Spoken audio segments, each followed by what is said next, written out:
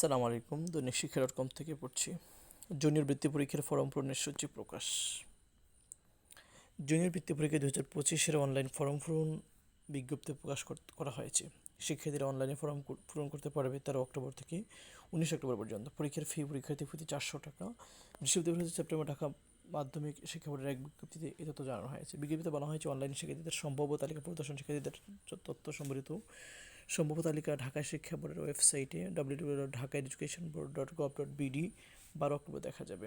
সম্ভাব্য তালিকা থেকে 13 অক্টোবর থেকে 19 অক্টোবরের মধ্যে অনলাইনে প্রক্রিয়ার ফর্ম পূরণ বা EFF সম্পন্ন করতে হবে। ফিস জমার সর্বশেষ তারিখ হচ্ছে 19 অক্টোবর।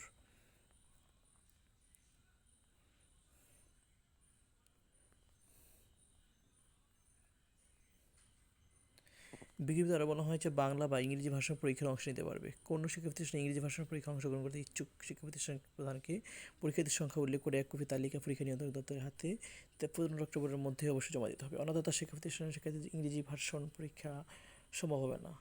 এতে শিক্ষার্থীদের কোনো অসুবিধা হলে শিক্ষা প্রতিষ্ঠান দায়ী থাকবে। ধন্যবাদ।